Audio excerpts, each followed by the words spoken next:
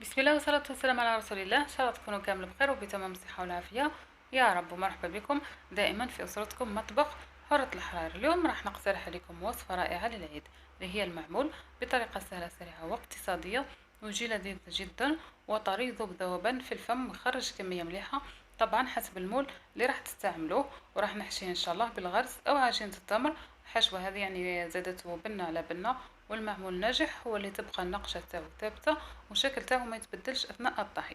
باش نوصلوا لهذه النتيجة تبعوا معايا مليح المقادير وطريقة التحضير.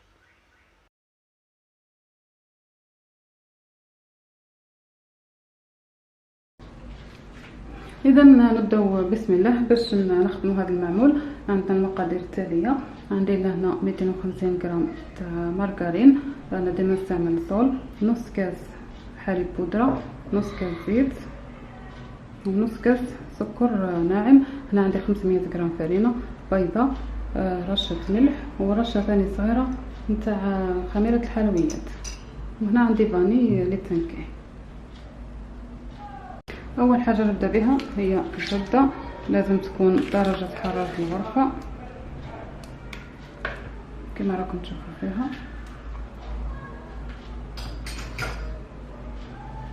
نزيد عليها كميه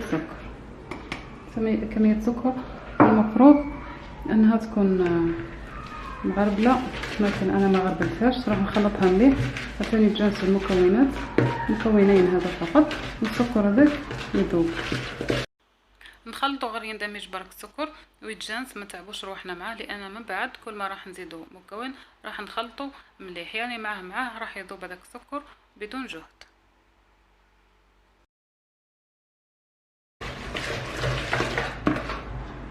بهذا الشكل. من بعد راح نزيد الكميه تاع الزيت، نزيدوها مره واحده، نخلط جيدا حتى الزيت هذاك يدخل في الخليط. بعد ما يدخل في الخليط ونشوف الخليط هكا ولا املس، واش راح نزيد البيضه. بسم الله. البيض دائما كما هو معروف راح نلحق من وراه لافاني. ديروا سائله ولا البودر المتوفره عندكم. لافاني اللي استعملتها راهي ثقيله وقاطعه وتمد لون. وما نسوش ايضا رشه الملح اللي هي ضروريه، راح تعدل وتوزن النكهات وتبينها. ومن بعد نخلطوا مليح، نخلطوا جيدا حتى البيضه هذيك تندمج في الخليط مليح.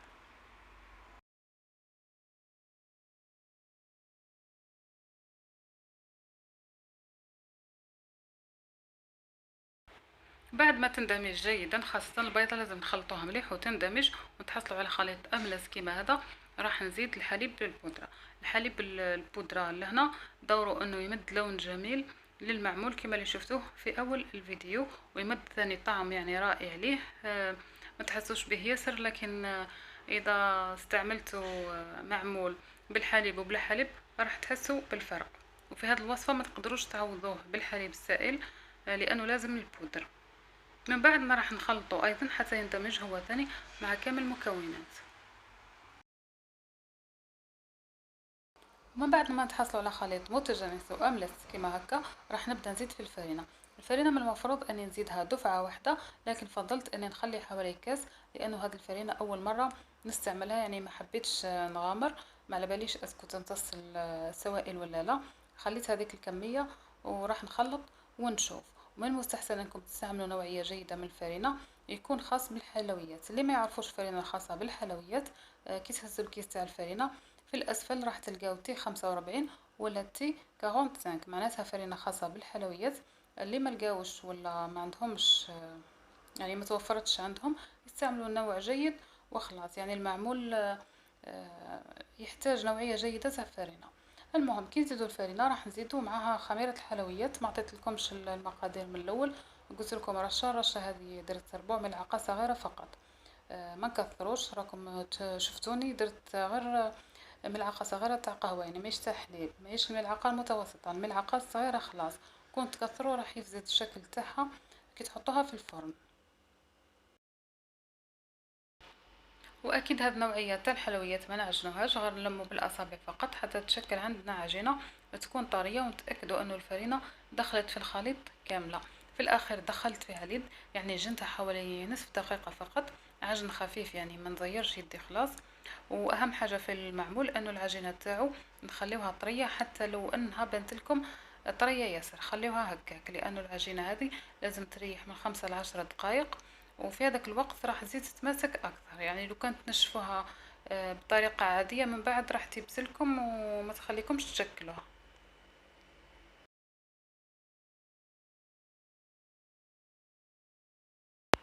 وهذه هي العجينه اللي تحصلت عليها، عجينه طريه جدا سهله التشكيل.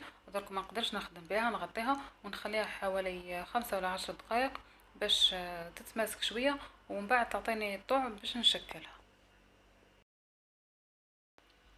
وما بين ما ريحة العجينة راح نحضر الغرس ولا الحشو.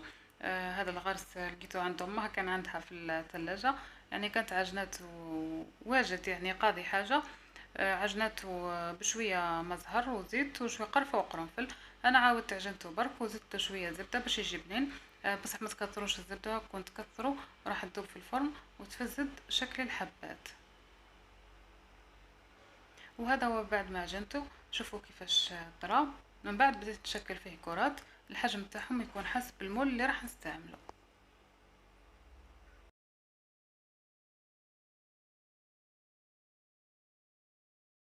هذا هو الكريات تاع الغرس واجدين، وهذه العجينه راهي ريحت خلاص. لهنا وجدت شويه نشا، لاني جربت حبه ولا زوج لقيتها تلصق لي لهنا. هنا باش ما تلصقليش راح نستعمل ساعه على ساعه برك، راح نستعمل النشا. اذا راح نبداو في التشكيل. العجينه من بعد راهي تبان لكم ناشفه، شوفوا كيفاش تولي، ما تخافوش منها. راح ندي كميه هكا نسخنوها بين يدينا برك بهذه الطريقه، وراح ترجع عادي. نفتحها هكا، نحط كميه من العجين من الغرس عفوا، ولا وش اسمها، ولا الحشو. لازم حسن تولي ترطاب كيما هكا، ما نخليهاش مشقه ونطبعها.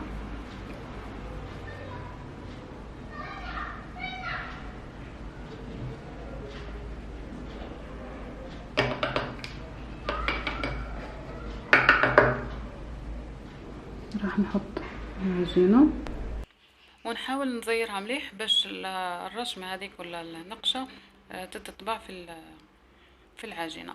وكي جيت تنحيها ما حبيتش تنحى، ما بنشا ما حبيتش، لانه طابع هذا ماهوش نتاع المعمول، ومانيش في دارنا يعني امها عندها واحد طابع تاع المعمول صغير ما عجبنيش، قلت ندير بهذا.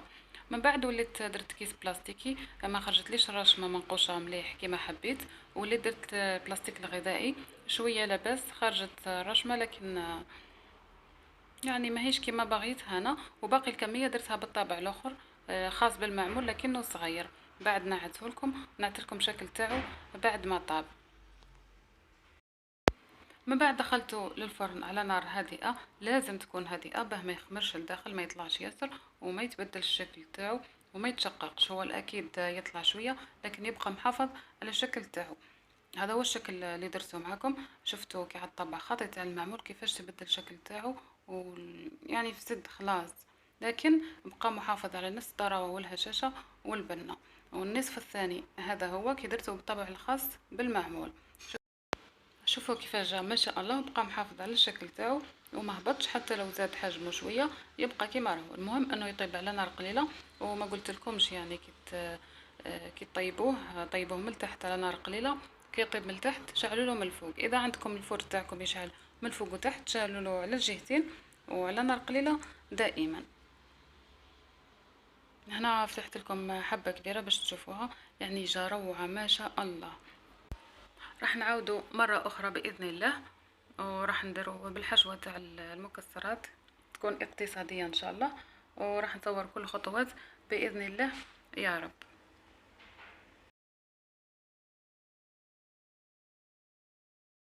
وهذا هو الطابع اللي استعملته في المجموعة الثانية، يسمى هذا الطابع الوسطاني كعاد صغير، ما درتوش من المرة الأولى.